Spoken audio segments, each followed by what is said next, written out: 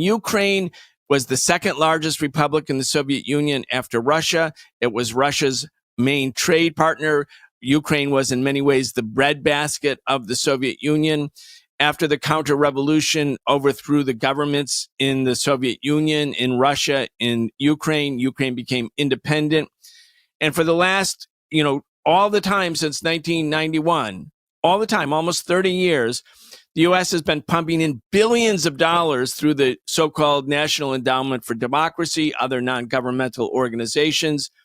And then in 2013, in the fall of 2013, when the Russian government, I think, was preoccupied with the Sochi Olympics, the Winter Olympics, and there was lots of, international protests coming, and they were worried that the Olympics would be disrupted. These protests began in the middle of Kiev, the capital of Ukraine.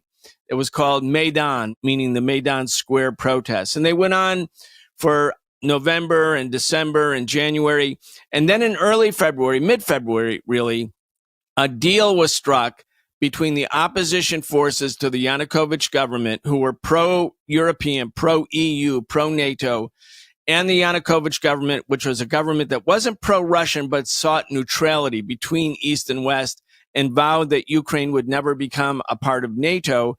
They came to a deal with Yanukovych, and the Russians were at the table, and the Germans were at the table, and the French were at the table, and the U.S. was at the table, but as an observer. And there was an agreement that Yanukovych would pull the police out of the center of Kiev, that he would call early elections in Ukraine, meaning allowing the opposition to replace him as the president.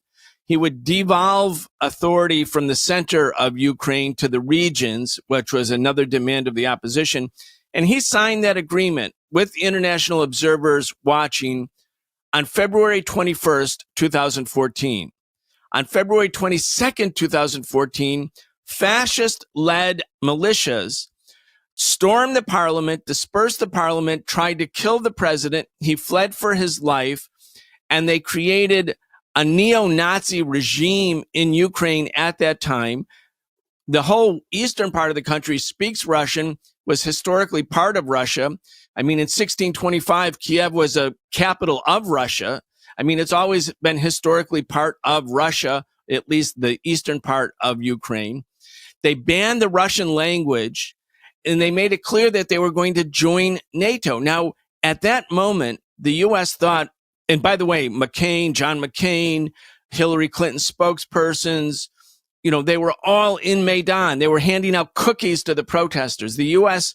government, both parties, joint operation, all the U.S. media cheering them on, saying this was the greatest day for Ukrainian democracy when the fascists stormed the parliament and dispersed the government.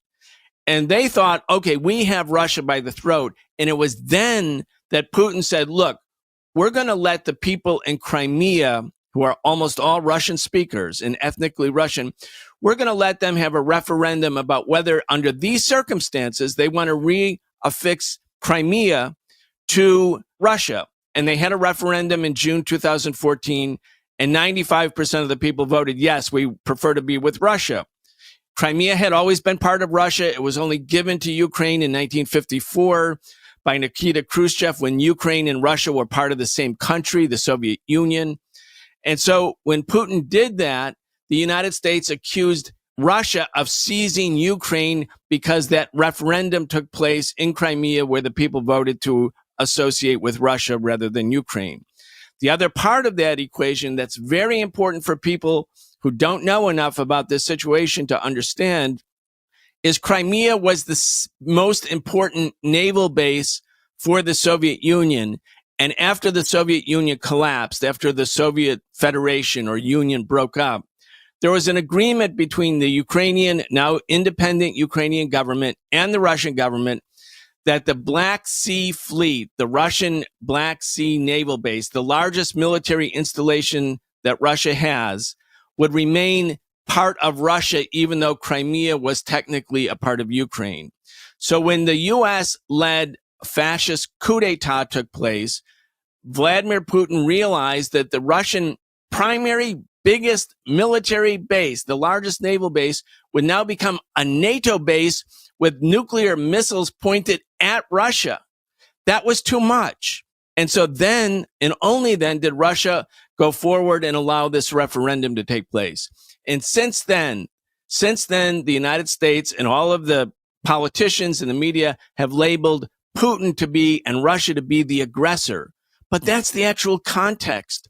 And so Russia now feels that Ukraine, which was the exact, planes through which Hitler invaded the Soviet Union in June 1941, what Putin is saying is, this is a red line for us. We are not going to allow Ukraine, formerly our biggest ally, the second biggest republic in the Soviet Union, to be used by NATO to prepare for an invasion of Russia.